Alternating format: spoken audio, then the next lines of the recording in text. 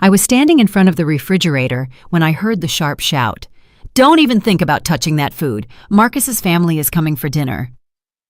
I froze, a package of fresh deli meat still in my hand.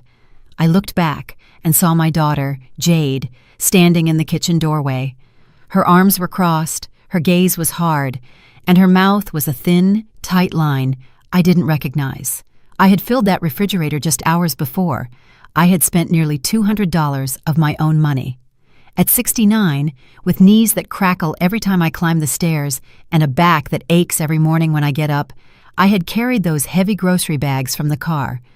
But I didn't say any of that. I just looked at her, waiting for an explanation, waiting for her to tell me it was a joke, to laugh and hug me like she did when she was a little girl. She didn't. "If my wife said it, that's how it's going to be." The voice came from the hallway. It was Marcus Sterling, my son-in-law, the man my daughter chose to share her life with. Tall, always impeccably dressed, always with that smile that never quite reached his eyes. He walked up and placed his hand on Jade's shoulder, a possessive gesture, like marking territory. I still held the deli meat. "Mom, you heard right. I need you not to touch anything in that refrigerator. Nothing. My in-laws will be here in 2 hours, and I can't serve them just anything. This is important to me." Her in-laws, her husband's family, were more important than me. More important than the woman who gave birth to her, who fed her when she was a baby, who stayed up thousands of nights when she had a fever, who sold her own jewelry to pay for her business school tuition. "I understand, sweetie." That was the only thing I said, because something broke inside me in that moment. It wasn't a loud fracture. There was no explosion or screaming. It was silent, like a dry branch snapping, a barely noticeable but definitive crunch. I put the deli meat back into the refrigerator, slowly closed the door, wiped my hands on my apron, and smiled.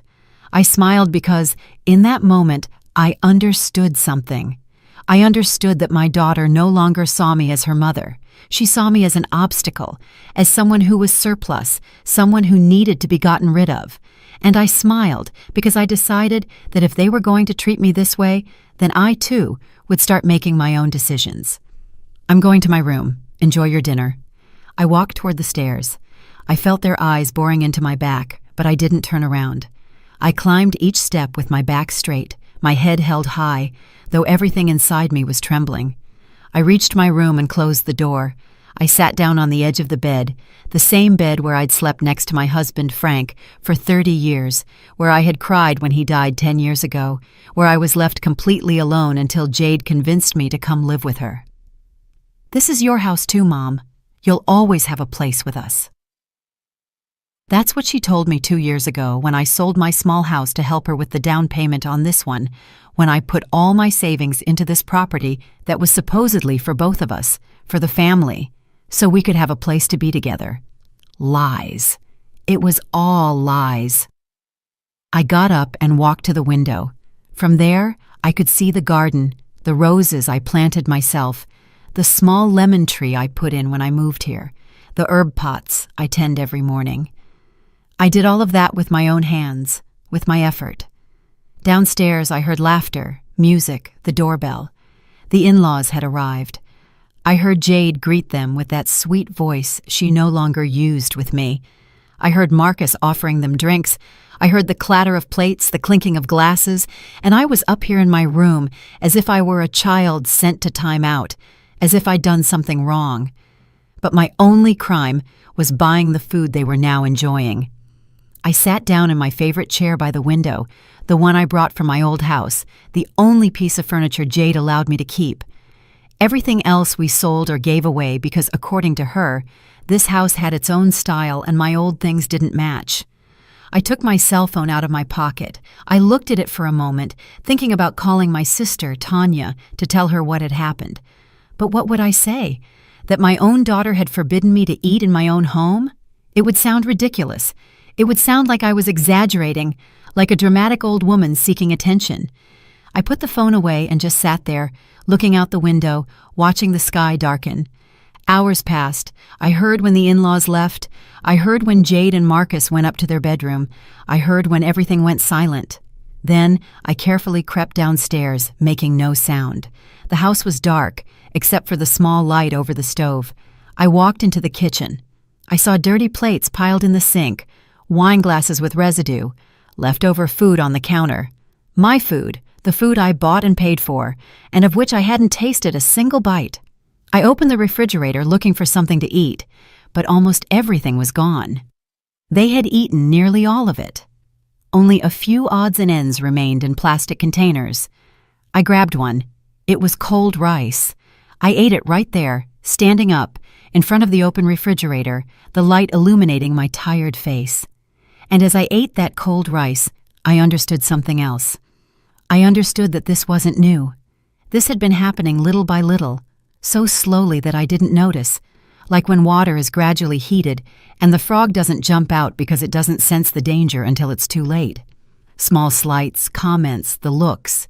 It had all been part of a plan to push me into a corner, to make me feel like I was excess, that I was a burden, that I should be grateful to have a roof over my head. But that roof was mine too. I put $50,000 toward buying it, all my life savings, everything Frank and I had saved for years. I gave it to Jade because I trusted her, because she was my daughter, because I thought she would care for me as I had cared for her.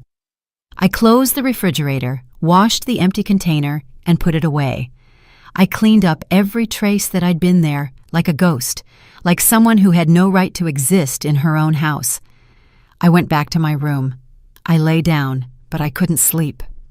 All night I thought, remembering, piecing things together. The last 6 months had been strange. Jade would ask me to sign papers that were supposedly from the bank, renewals, forms, boring things I didn't fully understand. And I would sign because I trusted her, because she was my daughter. But now I wondered what exactly I had signed. What documents were those? Why was Jade always so insistent? Why was she always in a hurry? Why couldn't I read them calmly? I got up before dawn. I left my room without making a sound. I went downstairs to the living room. I checked the desk where Jade kept important papers, but it was locked. I looked for the key in the obvious places but couldn't find it. Then I went to my room and took out my personal document box. I looked for the original deed to the house, the document that proved I put my money here, that this house was also mine. It wasn't there. The deed wasn't where I had left it. I searched through every paper, every folder. Nothing. It had disappeared. And in that moment, I knew. I knew with total certainty. I had been robbed. My own daughter had stolen not only my dignity and my peace, but also my money, my future, and my security. I sat on the floor of my room with all my papers scattered around me, and I didn't cry, I didn't scream, I didn't make a scene. I realized that crying wouldn't get anything back, that screaming would only make me look like a crazy old woman, that no one would believe me if I started accusing them without evidence. So I decided something else. I decided I was going to be smart.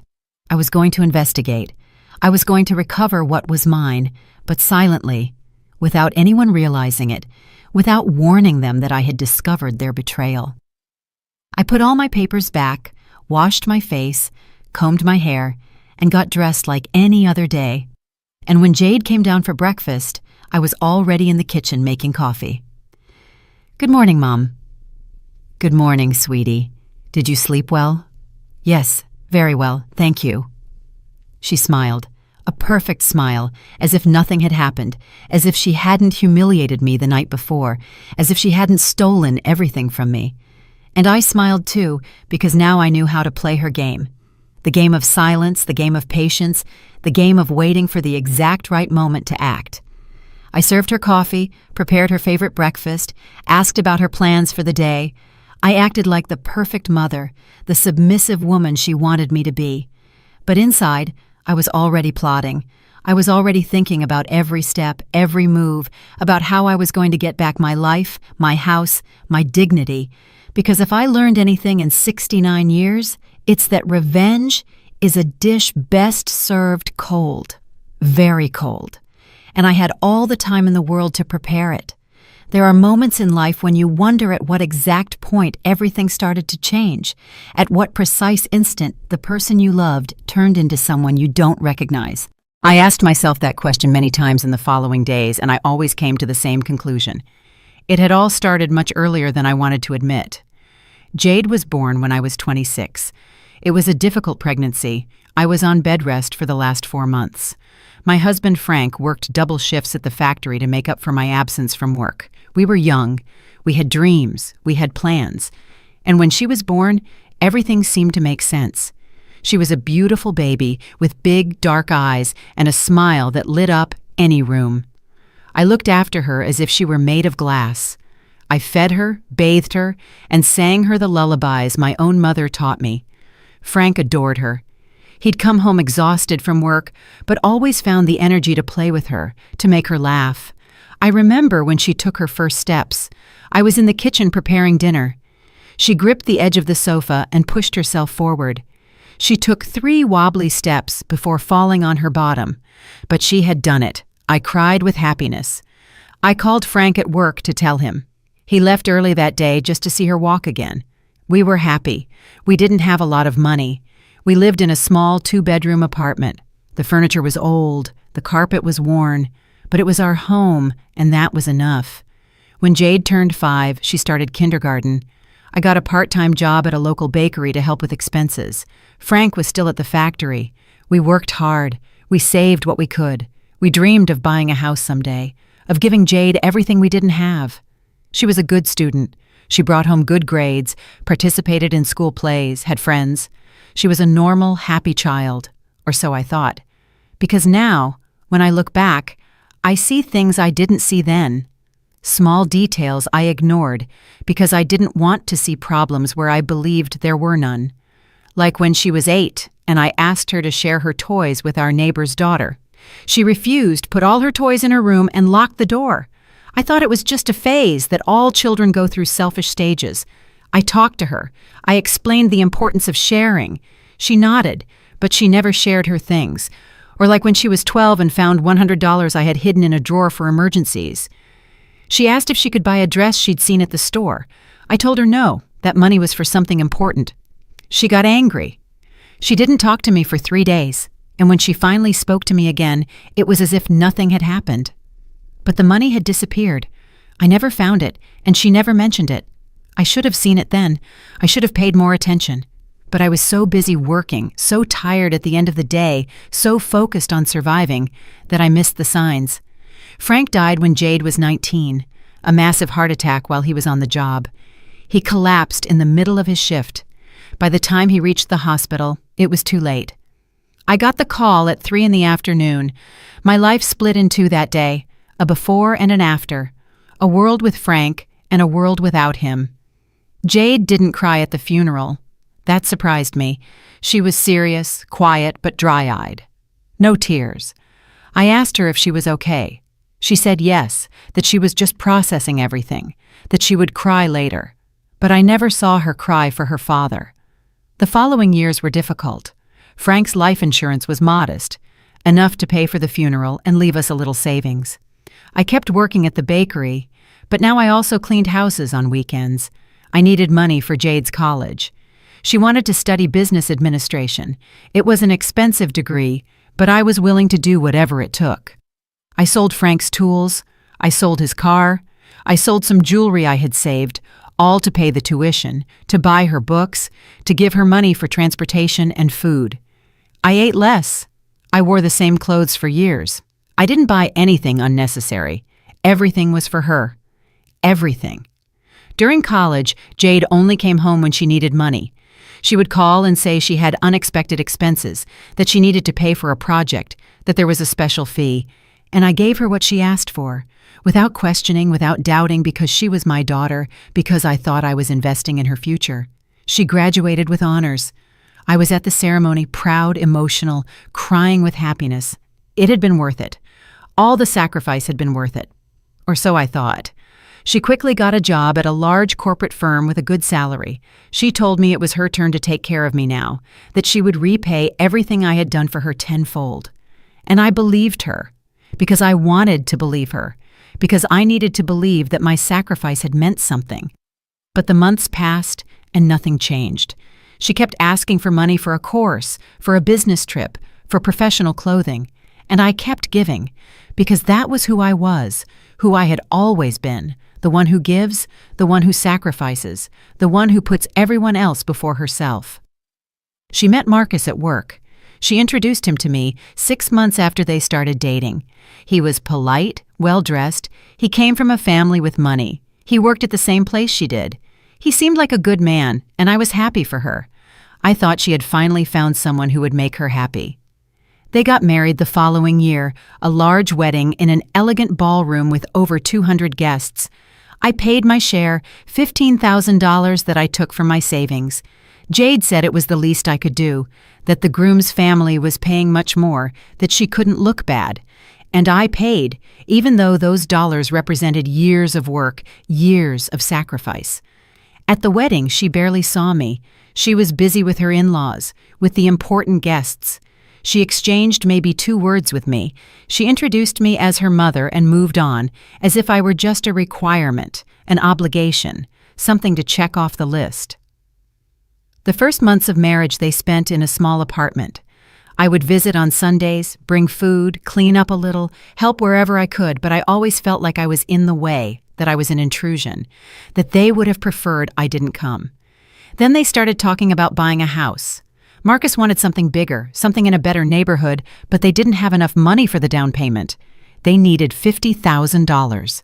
And they looked at me. "Mom, you have savings, right? You could lend us the money for the house. We'll pay you back little by little, with interest if you want. Plus, you could live with us. You wouldn't have to be alone anymore. It would be perfect. A family again." Jade told me that, and I wanted to believe her. I wanted to believe that she was including me in her life, that she was giving me a place in her home, that she finally valued me.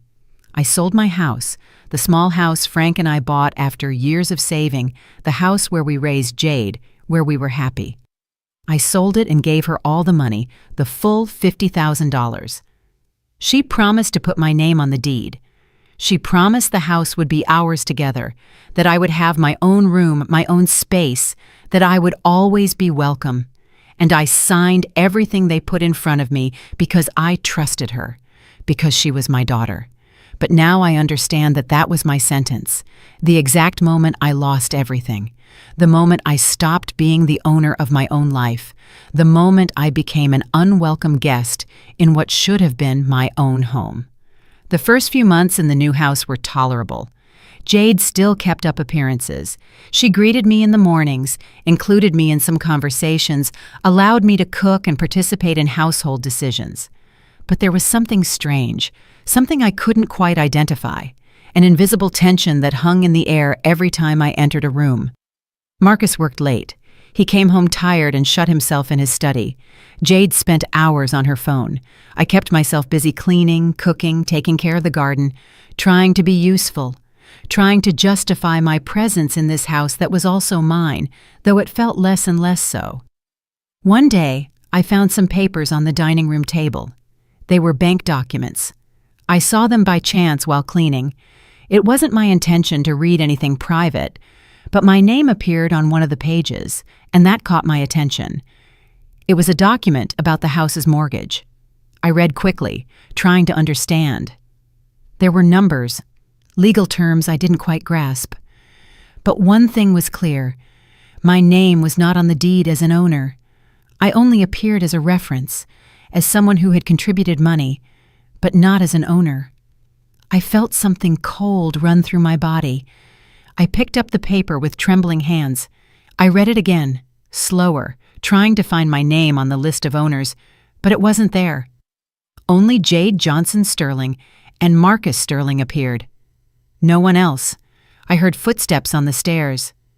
I quickly put the paper back where it was and continued cleaning.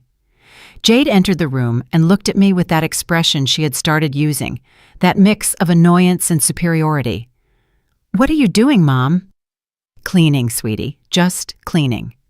She took the papers from the table and left without saying more. I stood there with the cleaning cloth in my hand, my heart racing, 1,000 questions in my head. That night, I couldn't sleep. I kept turning over what I had seen.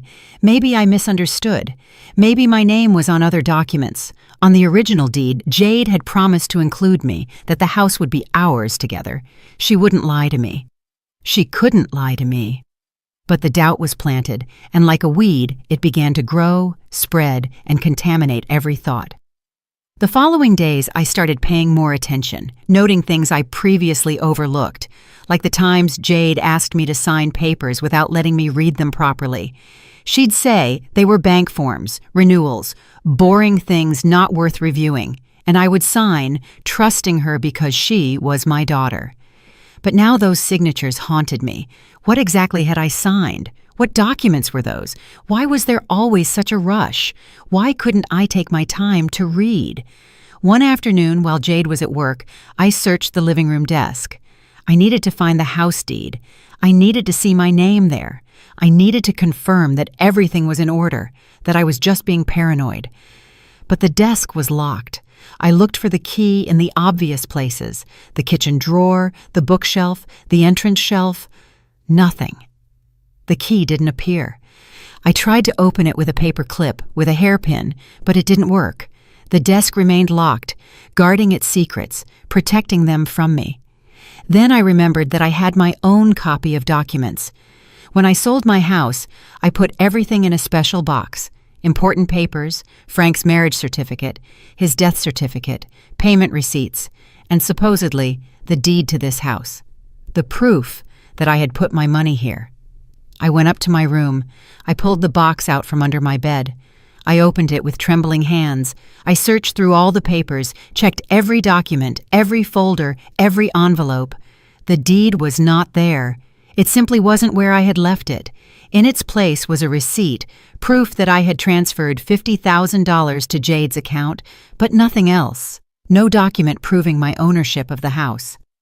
I sat on the floor with all the papers scattered around me, trying to remember when I last saw that deed, where I had put it, who else had access to my room. And then I understood. Jade had a key to my room. I had given it to her myself so she could come in to clean when I wasn't around, so she could use the bathroom if theirs was occupied. I never thought she would use it to rob me, but now it was obvious. She had entered, searched through my things, taken the only document that protected me, and had destroyed or hidden it, or whatever she did with it. I put all the papers back in the box, closed it, and hid it in a different place, in the back of my closet, behind old boxes where no one would think to look. That night, Jade came home late from work. She carried a bag from an expensive boutique. New clothes, shoes, things that cost hundreds of dollars. I watched her unpack everything in her room, tearing off tags, trying things on in front of the mirror, happy, carefree, and I thought about my $50,000, about how that money represented years of my life, years of work, of sacrifice, of getting up early and going to bed late, of eating little to save more, of not buying myself anything, of living with the bare minimum, all to have security, to have something of my own, not to be a burden to anyone. And now that money was paying for her expensive clothes, her comfortable life, her big house, while I had nothing. Only a room they could take away whenever they wanted. Only a place at a table where I was less and less welcome. I went down to the kitchen to make myself some tea. I needed to calm my nerves. I needed to think clearly. I put water on to boil. I took out my favorite mug, the one I brought from my old house. A simple white ceramic mug with hand-painted flowers. Frank gave it to me on our first anniversary.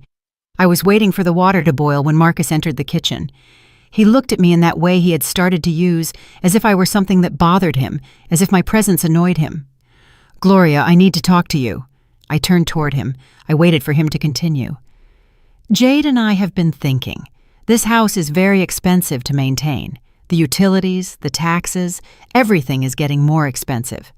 And well, you live here, but you don't contribute anything. You eat our food, use our electricity, our water. Everything comes out of our pockets." His words hit me like buckets of cold water. Me, who had just filled the refrigerator with $200 worth of groceries. Me, who cleaned the whole house, who cooked, who took care of the garden, who did everything I could not to be a burden. But I didn't say any of that. I just looked at him, waiting for him to finish. So, we thought it would be fair for you to pay something, a monthly rent. Not much, just $500 to help with expenses. It's the least, really. Any room in this neighborhood costs twice that. $500 to live in the house that I helped buy, in the house where I put all my money, in the house that was supposedly mine, too. Of course, Marcus, I'll think about it.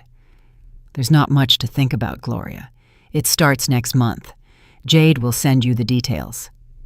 He poured himself a glass of water. He drank it slowly, looking at me as if waiting for me to say something, to protest, to refuse. But I remained silent, motionless, my empty mug in my hands. When he left, I turned off the stove. I didn't want tea anymore. I didn't want anything. I just wanted to go to my room, lock myself in, and process everything that was happening. I climbed the stairs. Each step weighed more than the last.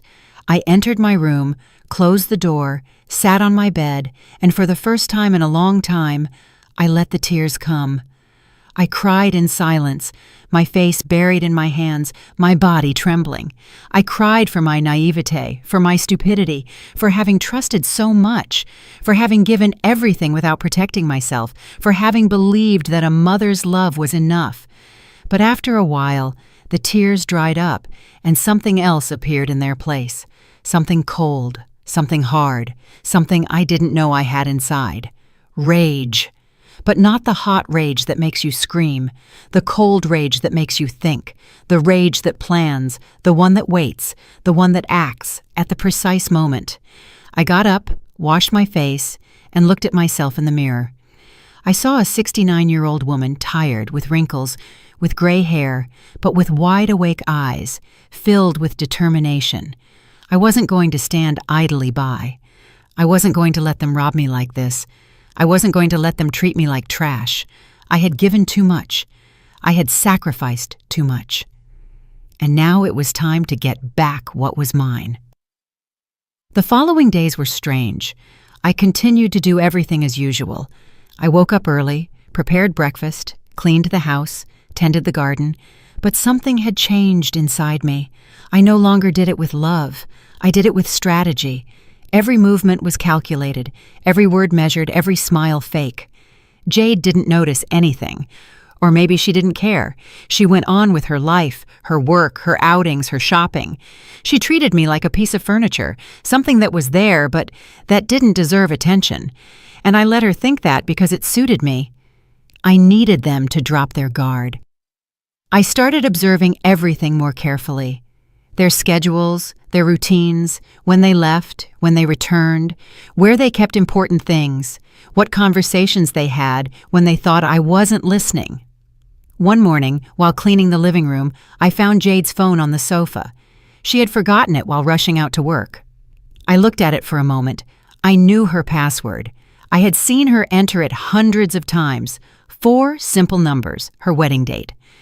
I picked up the phone. I unlocked it. My hands were trembling, but my mind was clear. I went into her messages. I searched for conversations with Marcus, with her friends, with her in-laws. I read quickly, taking mental notes of everything. There was a chat with her friend Samantha. Recent messages. I read them, my heart pounding. I'm almost done getting my mom off the title. The lawyer says in 2 weeks everything will be settled. Finally, I'll be able to sell this house and buy something better without her being able to claim anything. The words hit me like a fist. I read the message again and again, trying to process what I was seeing. She hadn't just taken me off the deed. She planned to sell the house I helped buy, and purchase another one where I would have absolutely no right. I kept reading. There were more messages from weeks ago. My mom is so naive. She signs everything I put in front of her. She doesn't even read it. Now just one more document and we're done. Problem solved. Problem. I was a problem to her, her own mother, the woman who gave her life, who raised her, who sacrificed her entire life for her. I was just a problem that needed to be solved. I took photos of all the messages with my own phone. My hands were shaking so much that some came out blurry, but I took several of each one. I needed proof. I needed to document everything.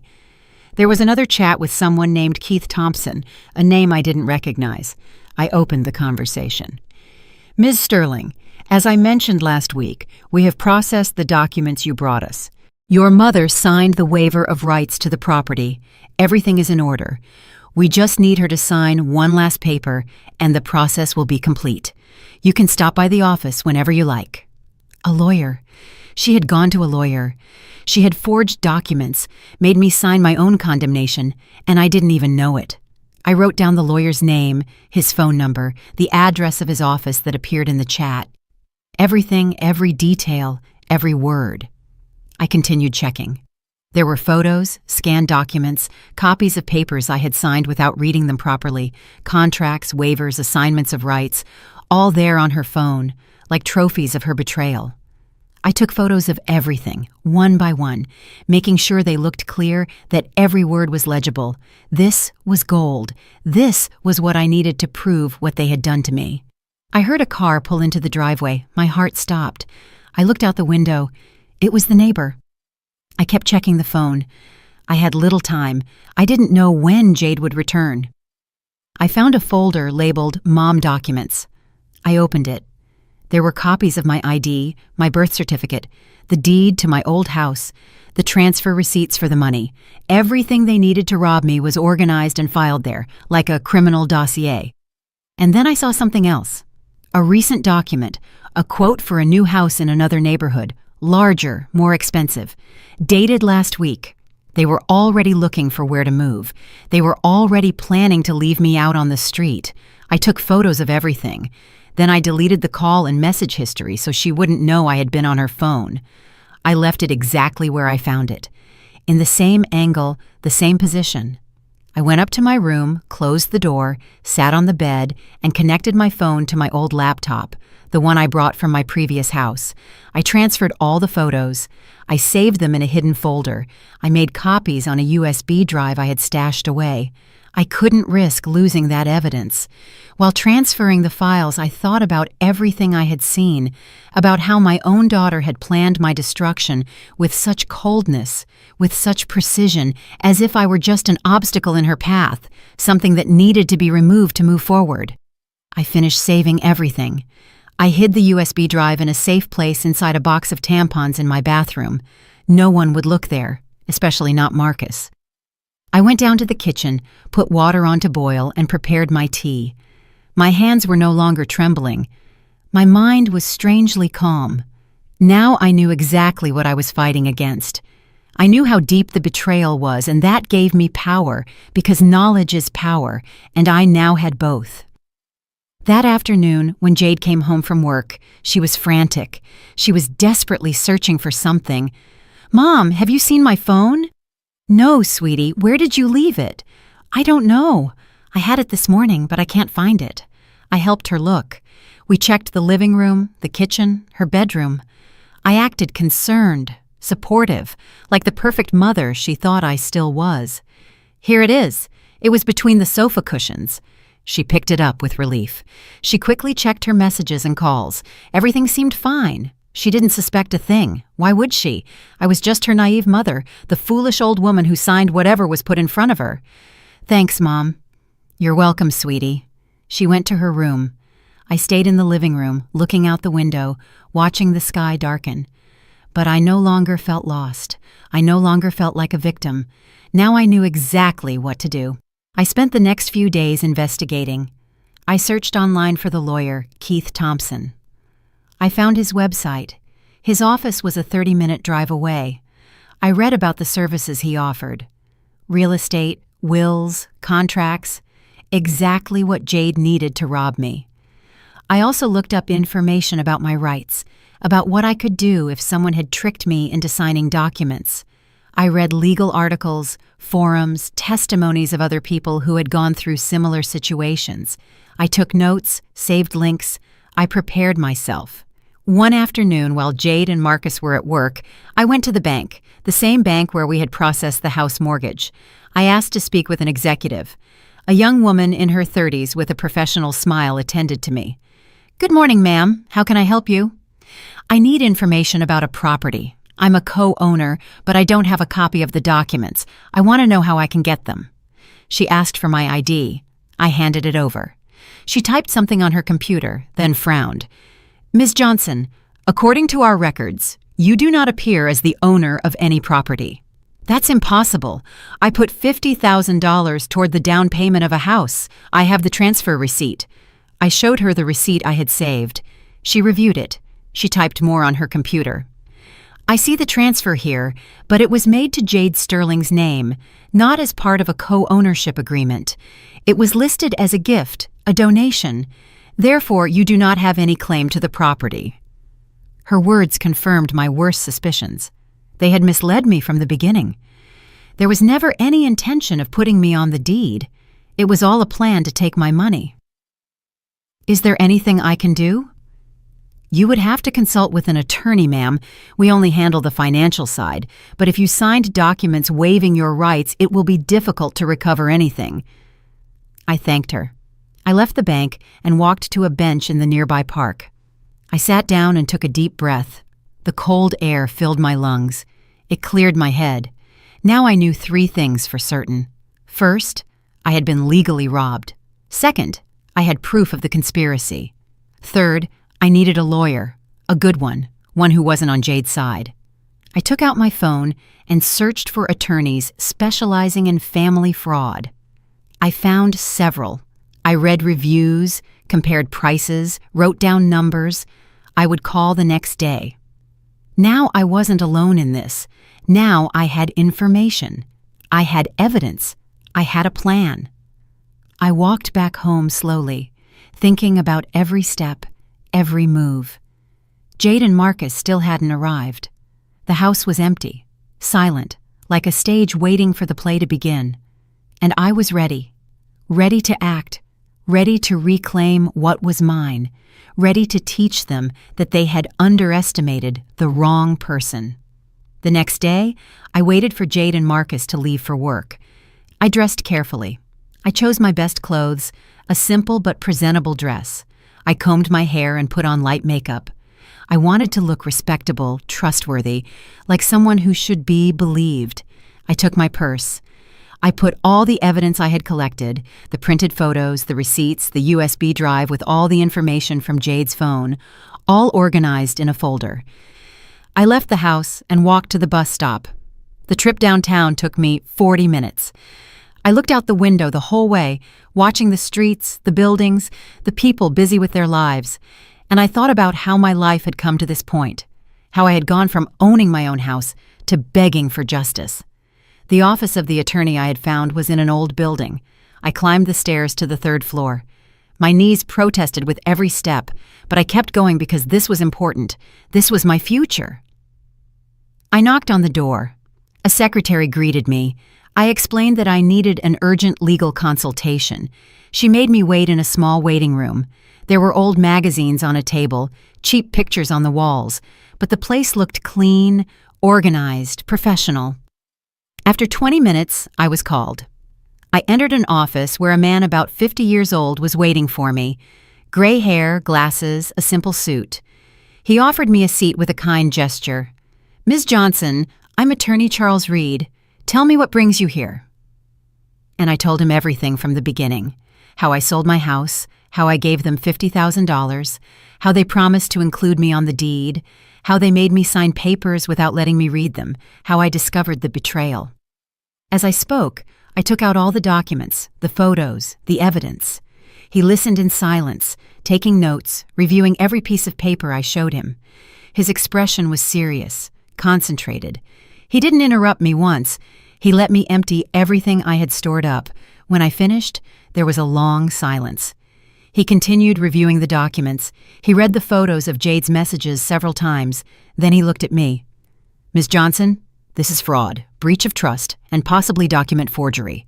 Your daughter and son-in-law could face serious criminal charges." "I just want to get back my money or my rights to the house. Whatever is fair.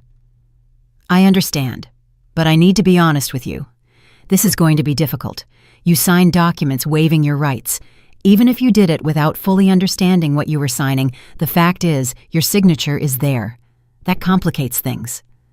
But I have proof that they tricked me. The messages, the conversations, it's all there. Yes, and that's good, very good. This demonstrates intent to defraud, premeditation.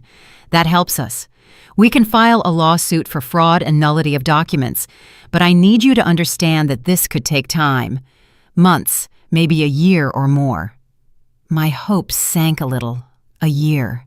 Could I survive another year in that house, enduring the contempt, the humiliation, paying rent for something that should be mine? How much would all this cost? My fees are $200 an hour. For a case like this, we're talking about approximately $10,000 in total. Perhaps more, depending on how complicated it gets. $10,000. I didn't have it. I only had about $5,000 saved. The last of a lifetime of work. He must have noticed my expression because he added, "I can work with you, Ms. Johnson. I can take a $3,000 retainer and we can settle the rest when we win the case, when you recover your money. But I need to be clear, if we lose, you would still have to pay my full fees." It was a risk, but what choice did I have? Stay silent and lose everything, or fight and maybe recover something? I accept. What do you need me to do? First, I need you to sign a contract with me. Then, we are going to request copies of all the property-related documents from the county recorder's office. We'll ask for certified copies of everything your daughter filed, and we'll prepare a formal lawsuit. How long will that take? About a month to gather everything. Then we file the suit. Your daughter and son-in-law will be served. They will have to respond. That's when things get interesting. They'll know it was me. They'll know I sued them. Yes, there's no way to avoid that. But, Ms. Johnson, you have the right to defend yourself, to fight for what is yours. Don't let fear stop you now. He was right. I had already come this far. I had already discovered the truth. I already had the evidence. I couldn't back down. I signed the contract. I gave him a check for $3,000, almost everything I had in the bank. He gave me a copy of everything. He explained the next steps. He told me he would keep me informed of every development. I left his office feeling strange, scared, but also relieved. I had finally done something. I had finally taken action. I was no longer just a victim waiting for things to get better. Now I was a fighter. I made the journey back home in silence, thinking about what was to come, how they would react when they received the notification of the lawsuit, what they would say, what they would do. I arrived home before them. I changed clothes, put all my documents in the secret hiding spot, and started preparing dinner as if nothing had happened, as if it had been a normal day. When they arrived, I greeted them as always. Jade barely looked at me. Marcus didn't even return my greeting. We ate dinner in silence, each in our own world. And I observed, storing every detail, every gesture of contempt, every moment of humiliation, because all of that gave me more strength to move forward. The following days were a waiting game. Attorney Reed called me every week to update me. He had requested the documents from the county recorder. He was reviewing everything, preparing the legal strategy. He asked me for patience. Meanwhile, I kept documenting everything at home. Every time Jade treated me badly, every comment, every slight, I started carefully recording conversations on my phone without them realizing it. I didn't know if they would be legally useful, but I wanted to have everything recorded. One day, a certified envelope arrived in the mail. It was from the county recorder's office, documents the attorney had requested. I took it before anyone else saw it. I hid it in my room. That night, I opened it with trembling hands. Inside were copies of everything, the deed to the house, only with Jade's and Marcus's names, the documents I had signed, waiving rights I didn't even know I had. Everything was there in black and white, proof of my naivete, my stupidity, how they had used me. But there was also something else. Inconsistencies. Dates that didn't match. Signatures that looked different. The attorney had marked several points with sticky notes. "This is useful. We can use this. Possible forgery." I felt a spark of hope. Maybe there was a chance. Maybe I could win this. 3 more weeks passed. Attorney Reed scheduled a meeting at his office. When I arrived, he had everything prepared on his desk, a pile of organized papers, legal documents, the ready lawsuit. "Ms. Johnson, we are ready. I will file the lawsuit tomorrow. In 2 or 3 days, your daughter and son-in-law will receive the notification. I want you to be prepared for their reaction. It won't be pleasant." "I know, I'm ready." "I also need to warn you. It's possible they will try to intimidate you, pressure you to withdraw the lawsuit, or threaten to kick you out of the house. If that happens, call me immediately. We have legal resources to protect you." I thanked him. I left his office with a mix of fear and determination. In 2 days, everything would explode. In 2 days, there would be no turning back. That night, I barely slept. I thought about all the possibilities, all the ways this could go wrong. But I also thought about justice, about reclaiming my dignity, about showing them they couldn't just rob me and get away with it. The attorney filed the lawsuit on a Friday. He called me to confirm. "It's done, Ms. Johnson. Now we just wait." The weekend was eternal. Every time the doorbell rang, my heart raced. But nothing happened. Jade and Marcus continued their normal lives, oblivious to what was coming. On Monday morning, the mail carrier arrived and rang the bell. I opened the door. He had 2 certified envelopes, one for Jade Sterling, one for Marcus Sterling.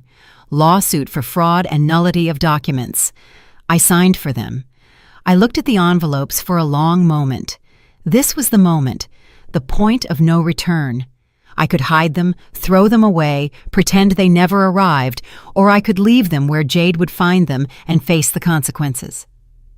I left them on the dining room table in a visible spot where they couldn't be missed, and I went up to my room to wait, to prepare for the storm that was about to break. Jade arrived home from work at 6 in the evening. I heard her open the door. I heard her footsteps in the entryway. And then I heard the silence, that heavy silence that comes just before the explosion. "Mom, get down here right now!" Her voice sounded different, strained, furious. But there was also something else, maybe fear or panic. I got up from my bed, took a deep breath, and walked down the stairs. She was standing in the living room, the open envelope in one hand, the lawsuit documents in the other. Her face was red. Her eyes were blazing with rage. Marcus stood next to her, holding his own envelope, looking at me with pure hatred. "What is this? What the hell is this, Mom?" She spoke each word slowly, as if she were trying to control herself, as if she were about to burst. "It's a lawsuit for fraud, for stealing my money and my rights to this house." "Stealing? We didn't steal anything from you. You gave us that money. You signed all the documents. Everything was legal." "You tricked me. You made me sign things without telling me what they were. You promised me this house would be mine too, and you lied." "You're crazy. You're completely crazy, old woman. Nobody forced you to do anything. You wanted to help, and now you pull this stunt." "I have proof, Jade. Messages, conversations, everything where you plan to sell this house and leave me out on the street, where you tell your friends I'm a problem that you're removing from the title." Her face changed. The color drained from her for a moment. She looked at me with something that might have been fear, but she quickly disguised it with more rage. "You went through my phone. You invaded my privacy. That's invasion of privacy, Mom. That's a crime. And stealing from your mother isn't? Tricking her, making her sign false documents, taking everything she owns, that's fine according to you?" Marcus stepped closer. His face was hard, threatening. He stood very close to me, trying to intimidate me with his height. "Listen closely, Gloria. You are going to withdraw this lawsuit right now, or you are leaving this house today, tonight, with nothing. Go see where you'll live. Go see who will take you in." "I'm not going anywhere. This house is mine too. I put my money here, and I'm going to fight until I get it back." "Your money? That money was a gift, a help. No one forced you to give it, and now you come here claiming we're thieves.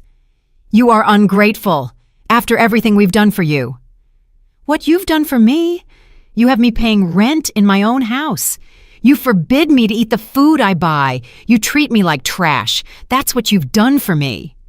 Jade laughed, a bitter, humorless laugh.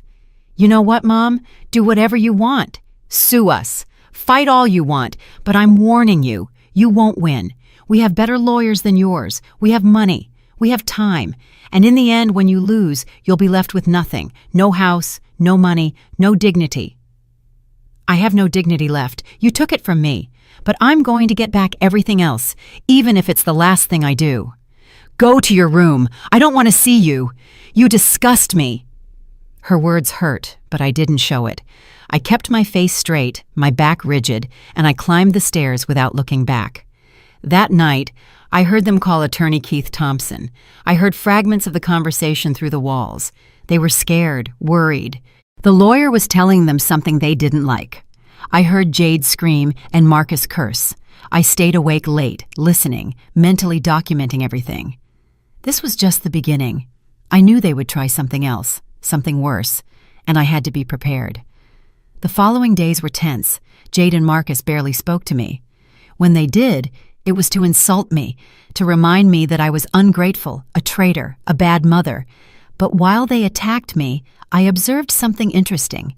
Jade continued posting on her social media, photos at expensive restaurants, at spas, in clothing stores, smiling, posing, acting as if her life was perfect. Buying peace for my soul. Sometimes you have to step away from negativity to shine. That was one of her posts, with a photo of her drinking wine in an elegant setting. 120 likes. Comments from her friends telling her how strong she was, how inspiring, how brave. And I thought about the irony, how the negativity she mentioned was me, her mother, the woman who sacrificed everything for her. Now I was negativity to be avoided. But I kept watching. I kept taking screenshots of every post, every comment, every display of her luxury life paid for with my money. One afternoon, while they were out, Attorney Reed called. Ms. Johnson, I have news. Your daughter's attorney filed a response to our lawsuit. They deny everything. They say you gave the money voluntarily as a gift, that you signed all the documents consciously, and that you are now regretful and want to recover what you already gave away.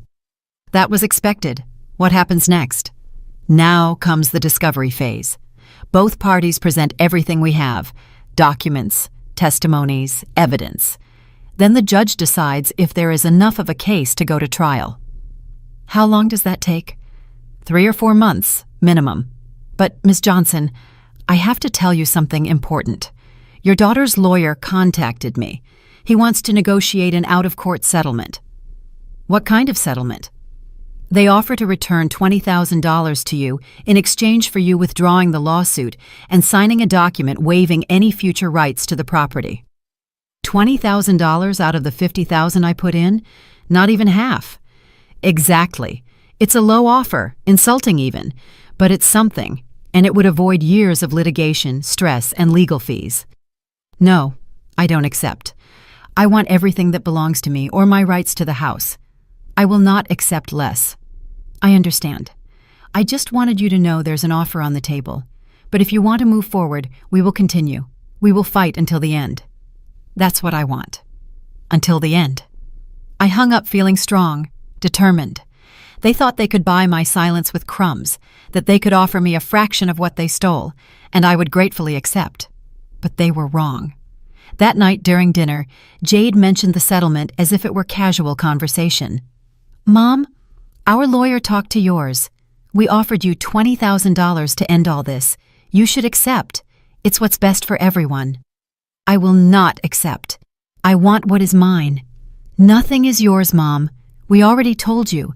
That money was a gift, but we're being generous. We're offering you something you don't even have a right to receive. Then why are you offering it if you're so sure I have no right to anything? She fell silent. Marcus intervened. Because we want to end this circus. Because it's embarrassing. Because you're making a fool of yourself. Take the money and leave.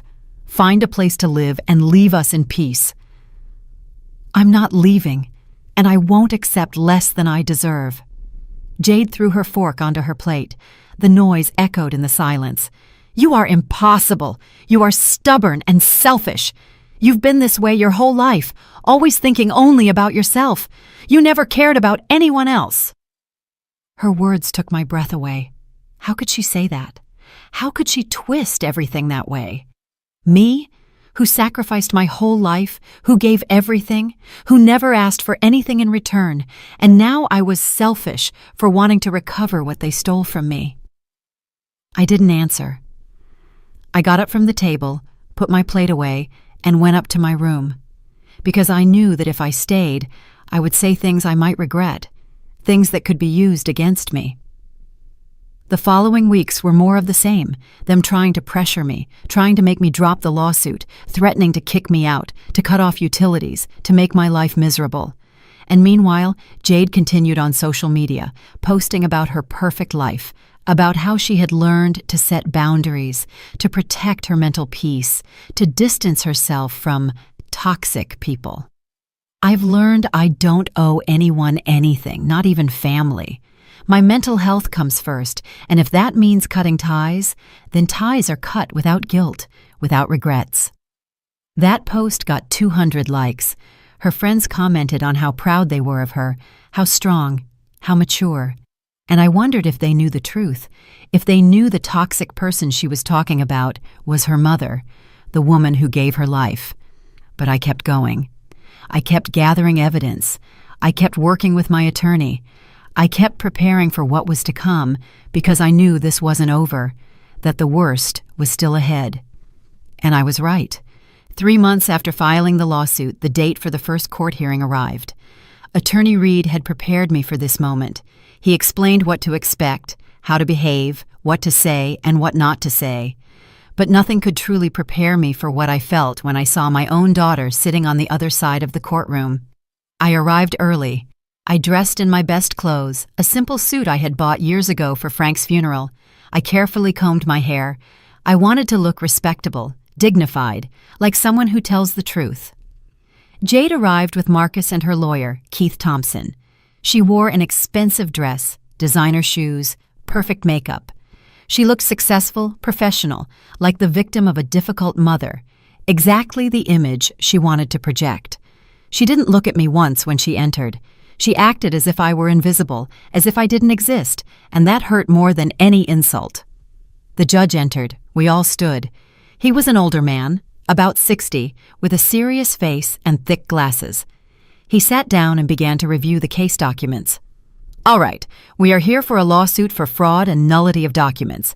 Ms. Gloria Johnson versus her daughter, Jade Sterling, and her son-in-law, Marcus Sterling. Attorney Reed, present your case." My attorney stood up. He spoke with a clear, firm voice. He explained how I had sold my house, how I gave $50,000 for the purchase of the new property, how they promised to include me on the deed, how they made me sign documents without properly explaining what they were, how I discovered they planned to sell the house without my knowledge. He presented the evidence, the messages I took from Jade's phone, the documents with inconsistencies, the transfer receipts, everything organized, clear, and compelling. The judge reviewed each document carefully. He took notes. He asked questions. Attorney Reed answered precisely, confidently. I began to feel hope. Then it was Attorney Thompson's turn. He stood up with a confident smile, with calculated movements, as if he already knew he was going to win. "Your Honor, this case is simple. Ms. Gloria Johnson decided to help her daughter with the purchase of a home. She did it voluntarily. No one forced her. She signed all the necessary documents with full awareness of what she was doing. Now she regrets it and wants to recover what she already gave away. That is not fraud. That is buyer's remorse."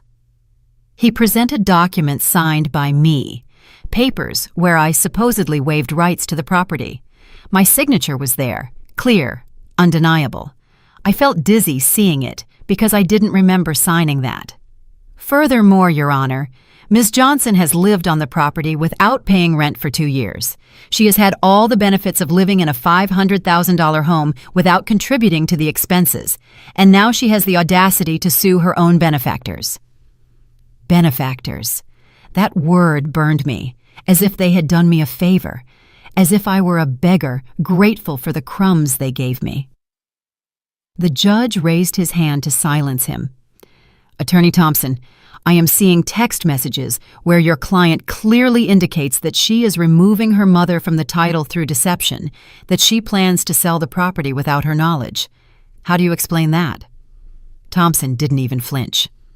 Private conversations, Your Honor, obtained illegally. Ms. Johnson violated my client's privacy by going through her phone without permission. Those messages should not be admitted as evidence.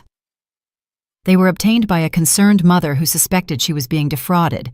There was no break-in, no theft. She simply checked a phone that was in her own house and found proof of a crime. The judge continued reviewing documents. He asked more questions of both sides. When it was my turn, I responded with a trembling but clear voice. I told my story, how I trusted my daughter, how they tricked me, how I discovered the truth. Jade also spoke with tears in her eyes, her voice breaking. She acted like the hurt daughter, the victim of a manipulative mother who is now trying to extort her. My mother has always been like this, Your Honor, always controlling, always wanting power over my life. We offered her a home, we gave her everything, and now she repays us with this lawsuit, with these horrible accusations. It hurts. It hurts so much that my own mother thinks I'm capable of robbing her.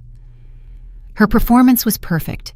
She cried at the right moment. Her voice trembled when it should. She looked at the judge with pleading eyes, and I saw how he watched her, how his expression softened slightly. And in that moment, I understood something. I understood that the truth doesn't always win. Sometimes whoever acts better, whoever lies better, whoever has the better lawyer, that's who wins. The hearing lasted 3 hours. In the end, the judge said he needed time to review all the evidence. He would issue his resolution in 2 weeks, and both parties had to wait for his decision. We left the court in silence.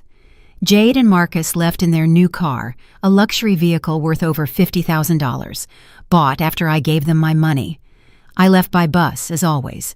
Attorney Reed accompanied me to the stop. How do you think it went? Well, Ms. Johnson, it went well. We have strong evidence. The judge saw the inconsistencies. He saw the messages. I think we have a chance. But he wasn't sure. I could hear it in his voice, in how he avoided looking directly into my eyes. There was doubt, and that doubt terrified me. The next 2 weeks were the longest of my life. The atmosphere at home was unbearable. Jade didn't speak to me at all. Marcus looked at me with pure hatred. I ate in my room. I kept myself locked in most of the time, like a ghost in my own house. But I kept documenting, kept gathering evidence just in case I needed to appeal, in case I had to keep fighting. Then the day arrived. Attorney Reed called me early in the morning. Ms. Johnson, the judge has issued his resolution. My heart stopped. I waited. The seconds felt like hours. We won the first part. The judge determined that there is sufficient evidence of fraud. He ordered a deeper investigation. And best of all, he ordered that any attempt to sell the property be frozen until the case is completely resolved. I couldn't believe it. I had won something. Not everything, but something. The judge had believed me. He had seen the truth. What exactly does that mean? It means your daughter cannot sell the house. She cannot make any move with the property without court approval. And it means we are going to a full trial. That's where we will fight for the nullity of the documents and the return of your money. It was a small victory, but it was a victory. For the first time in months, I felt something close to hope. When Jade received the notification that afternoon, her reaction was explosive.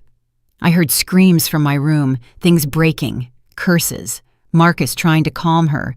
She was out of control. I walked down the stairs. I needed to see her face. I needed to see that she realized she wasn't going to get away with it so easily. She was in the living room with papers scattered everywhere, her face red, her fists clenched. "This is your fault. All of this is your fault. Now we can't sell. We can't do anything with this house because of you. It's my house too. I put my money here, and I won't let you sell it without getting back what is mine. I hate you. I hate you so much. I wish you never came to live here. I wish you had stayed in your old house and left us in peace. I was in my house. You convinced me to sell it. You asked me for the money. You promised me this would be my house too, and you lied, so don't tell me it's my fault. Go, get out now. I don't want you here. I'm not leaving. The judge ordered that you cannot touch this property. That includes kicking me out. So I'm staying, and I'm going to stay until this is resolved." I walked up the stairs before she could respond. I entered my room, locked the door, and for the first time in months, I allowed myself to smile. I had struck the first real blow. I had shown them that I wasn't going to give up, that I wasn't going to let them walk all over me. And even though there was still a long way to go, even though the fight had just begun, I had won this battle, and that was enough for now. Enough to keep going, enough to keep fighting, enough to believe that maybe, just maybe, justice existed. I sat on my bed, pulled out my phone, and sent a message to Attorney Reed. "Thank you for believing me, for fighting for me, for not giving up." His response came quickly. "Don't give up, Ms. Johnson. We're just starting and we're going to win." And I believed him because I had no other choice, because I had come too far to turn back, because my dignity, my future, my life, everything depended on this, and I wasn't going to fail. Not now. Not after everything I had been through. Not after having found a strength I didn't know I possessed. This was my fight, and I was going to win it, no matter the cost. The following months were a silent war. Jade and Marcus couldn't kick me out by order of the judge. They couldn't sell the house. They were trapped with me just as much as I was trapped with them, and it drove them crazy. They started with petty, mean tactics, like stopping buying the things I used, my favorite coffee, my brand of bread. They said if I wanted those things, I had to pay for them myself, and I did it without complaining, without giving them the satisfaction of seeing me upset. They cut off the Wi-Fi in my room, claiming it was to save money. But theirs worked perfectly fine. I went to the public library to use the computers when I needed something. I adapted. They changed the locks on some areas of the house, the basement, the garage, the study, as if marking territory, as if telling me, "You don't belong here." And I let them do it. Because those small battles didn't matter. The big war wasn't over yet. But while they played those childish games, I kept gathering evidence, documenting everything. Every act of hostility, every attempt to make my life difficult, everything was recorded. Everything was useful. Attorney Reed worked on the case. He presented more documents, more evidence. He got testimonies from neighbors who confirmed that I lived there, that I took care of the house, that I had put money into the property. 6 months after the first hearing, the date for the full trial arrived. This time, it would be definitive. The judge would decide whether the documents I signed were valid or if I had been a victim of fraud. He would decide whether I recovered my money or lost everything. The night before, I couldn't sleep. I lay staring at the ceiling, thinking about all the possibilities, what I would do if I won, what I would do if I lost, how I had come to this point in my life. The day of the trial dawned gray and cloudy, as if the sky itself knew what was at stake. I dressed carefully, the same suit I wore to the first hearing. My hands trembled as I fastened the buttons. The courtroom was fuller. This time, there were more people, more witnesses. The case had drawn attention. A mother suing her daughter, a story of family betrayal, the kind of thing people find morbidly fascinating. Jade arrived with a full team, her lawyer, Keith Thompson, 2 legal assistants, Marcus, and his parents, all impeccably dressed, all projecting success, power, money, trying to intimidate with their presence. I arrived alone with Attorney Reed, but I didn't feel small. Not this time, because I knew I had the truth on my side, and that was worth more than all their money. The trial lasted 2 full days. Each side presented its arguments, its witnesses, its evidence. Attorney Thompson brought in experts who analyzed my signature, who testified that it was authentic on all the documents, that I had signed consciously. But Attorney Reed brought in his own experts, graphologists who found inconsistencies, small differences in some signatures, different pressure on the stroke, slightly different angles, enough to create reasonable doubt. I took the stand. I told my complete story, my voice firm, without crying, without dramatizing, just the simple, painful truth. How I trusted my daughter, how they promised to include me in the property, how I discovered they had lied to me. Attorney Thompson interrogated me harshly, trying to make me look like a liar, like a manipulative mother seeking money. He asked me why I didn't read the documents before signing, why I trusted so much, why I regretted it now. I don't regret trusting them. I regret trusting the wrong people. A mother shouldn't have to read the fine print when her daughter asks for help. A mother should be able to trust that her own daughter won't rob her. My answer hung in the silence of the room. I saw some jury members nod slightly. I saw the judge take note of my words. Then it was Jade's turn. She took the stand in her expensive dress, perfect makeup, her prepared performance. She cried. She said she loved me, that she never meant to hurt me, that it was all a misunderstanding. I just wanted to help my mom, Your Honor, to offer her a home, but she is very controlling. She wants to have power over everything. She signed those documents freely. And now that things didn't go her way, she's punishing us with this lawsuit. Her voice broke at the right moments. Her tears fell when they should. It was a masterful performance, and I saw how some in the room were moved, how they looked at her with sympathy. But then Attorney Reed did something brilliant. He projected the messages Jade had sent onto a large screen, the conversations where she planned to remove me from the title, where she called me a problem, where she mocked how easy it was to trick me. Ms. Sterling, can you explain these messages? Here, it says verbatim, "My mom is so naive. She signs everything I put in front of her." Those are your words, correct? The color drained from Jade's face. She looked for help from her lawyer, but Thompson could only object, claiming the messages had been obtained illegally. The judge had already admitted the evidence. It was too late to stop him. I was angry. I was frustrated. You didn't just say it in anger. You wrote it, you thought it, and more importantly, you executed it. You carried out a plan to defraud your own mother. It wasn't fraud. It was a gift that she now wants back. A gift that you plan to secure through deception. A gift from which you plan to remove your mother without her knowledge to then sell the property. That, Ms. Sterling, is not a gift.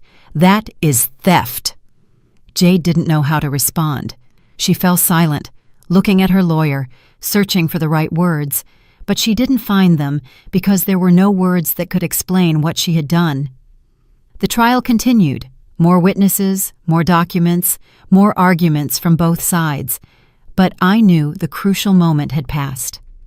When Jade couldn't explain those messages, when she was exposed in front of everyone, the judge called a recess to deliberate. 3 hours. That felt like 3 years. I waited on a bench outside the courtroom. Attorney Reed tried to calm me, to give me hope, but I was beyond hope. I was in a place of acceptance, ready for whatever came next. Finally, we were called back. Everyone took their places. The judge entered. His expression was serious, impossible to read. I have reviewed all the evidence presented by both parties. I have listened to the testimonies. I have analyzed the documents, and I have come to a conclusion. The silence in the room was absolute. No one breathed. No one moved. I find that there is sufficient evidence of fraud, that Ms. Gloria Johnson was misled by false promises into surrendering her money, that she signed documents without a full understanding of their implications, and that there was deliberate intent to exclude her from the rights to the property she helped purchase. My heart started beating faster. Attorney Reed squeezed my hand. Therefore, I order the following. The documents signed by Ms. Johnson, waiving her rights, are null and void. Ms. Johnson is entitled to either 50% of the property or, failing that, the full reimbursement of the $50,000 she contributed, plus accrued interest, which totals another $15,000, a total of $65,000. I had won. After months of fighting, of humiliation, of doubt. I had won. Justice existed after all. Furthermore, I order that Ms. Jade Sterling and Mr. Marcus Sterling pay Ms. Gloria Johnson's legal costs and impose a penalty of $10,000 for intentional fraud against a vulnerable family member. I heard a choked cry behind me. It was Jade. Her face had lost all color. Marcus held her arm. Both of them looked devastated. The parties have 30 days to comply with this order, or property will be subject to seizure. Case closed. The sound of the gavel resonated like thunder, and with that sound, everything ended. I had won. I had recovered my dignity, my money, my life. I walked out of the court with my head held high. Attorney Reed congratulated me, hugged me, celebrating the victory, but I felt strangely empty. Because yes, I had won money, I had won justice, but I had lost my daughter, and that loss hurt more than all the money in the world. The 30 days the judge gave them to pay passed in unbearable tension. Jade and Marcus had to take out a loan, sell their new car, empty their savings accounts, all to raise the $75,000, $65,000 for me, $10,000 penalty to the state. I continued living in the house during that time, but it was different now. Now I had power. Now they had to treat me carefully, because the judge had made it clear that any act of hostility could result in more sanctions. We didn't speak. We crossed paths in the hallways like ghosts, each in our own world, waiting for this nightmare to end, although for each of us, the nightmare meant something different. The day I received the check was strange. There was no ceremony, no words. Attorney Thompson came personally. He handed me the check for $65,000, more than what I had originally lost. I took it with hands that no longer trembled, that no longer doubted. "Thank you, attorney." He just nodded. He looked tired, defeated, as if this battle had cost him more than just time and effort. When he left, I looked at the check for a long time. This piece of paper represented my victory, my justice, but it also represented the definitive end of my relationship with my daughter. Because after this, there was no going back. There was no way to repair what had been broken.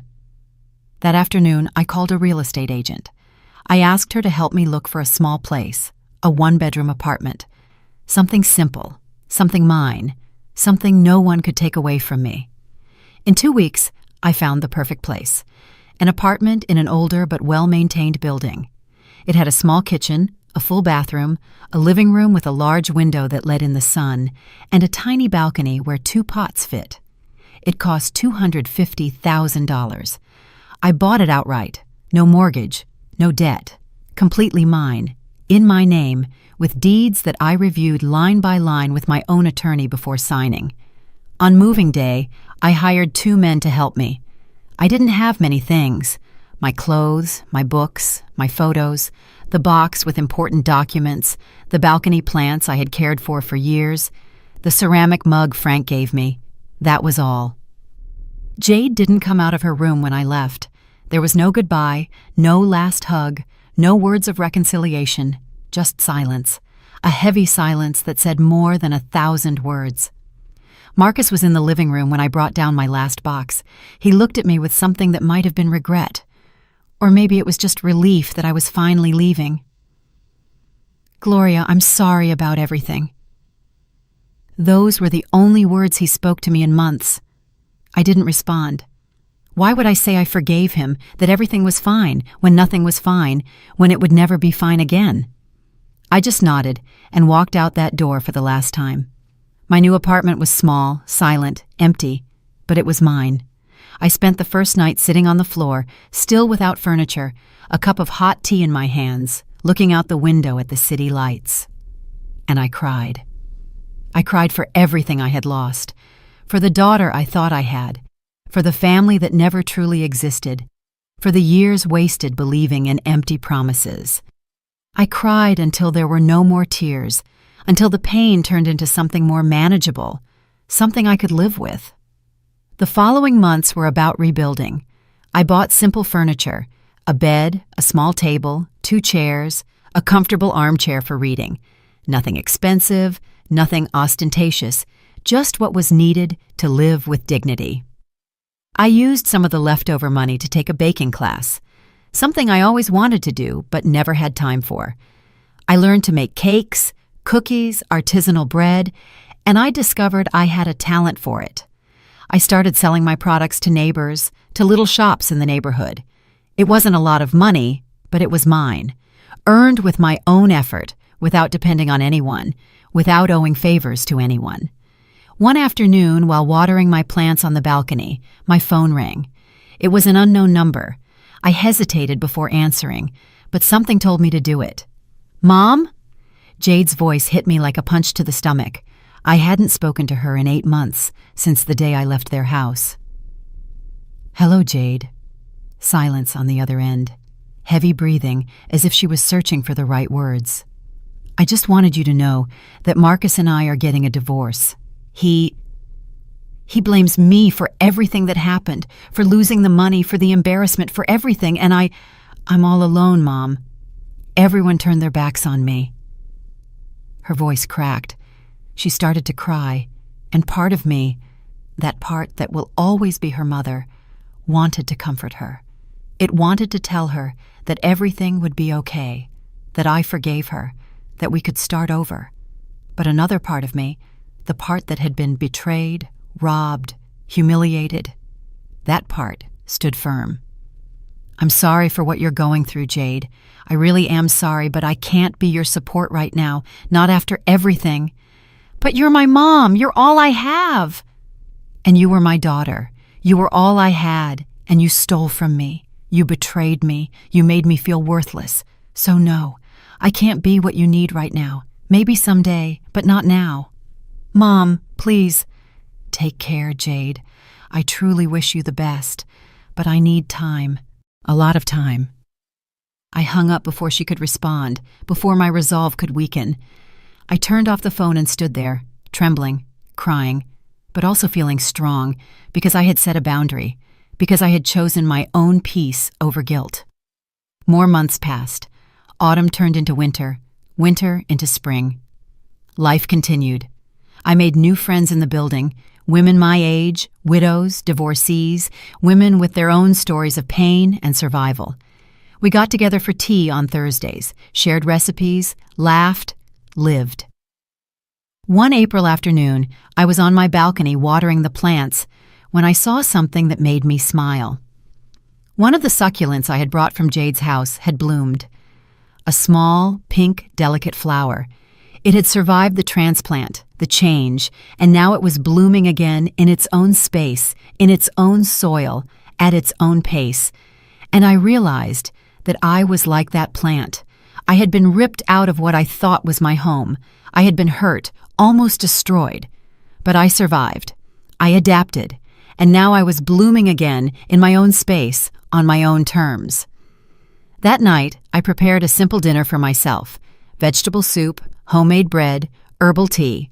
I sat at my small table by the window. I ate slowly, savoring every bite, appreciating every moment of peace.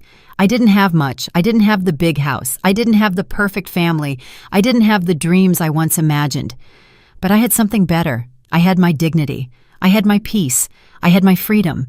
And I had the satisfaction of knowing that I didn't stay silent, that I didn't let them trample me, that I fought for what was mine. Before sleeping, I wrote a few lines in my journal, something I had started doing as therapy. And I wrote the most important truth I had learned throughout this process. I didn't win because I screamed the loudest. I won because I proved the truth. I didn't lower myself to their level. I didn't fill myself with hatred. I simply presented the facts, and that hurt them more than any insult. That is my victory. Not becoming what they were to me, not losing my essence in the process of reclaiming my life. I closed the journal, turned off the light, and lay down in my bed, in my apartment, in my home. And for the first time in years, I slept profoundly, without nightmares, without fear, just peace. Because I had closed that door, not out of revenge, not out of hatred, but out of love. Self-love. The kind of love I had forgotten I deserved. The kind of love no daughter, no son-in-law, no false promise could ever take away from me. And that was enough. It was more than enough. It was everything. Did you like my story? And which city are you listening from? Let's meet in the comments. If you liked the story, you can support me by sending a super thanks so I can keep bringing more stories like this. Thank you so much for your sweet support. I'm looking forward to your comments on the story. On the screen, you can see 2 new life stories that I highly recommend. There's so much more on my channel. Don't forget to subscribe. See you in the next life story with love and respect.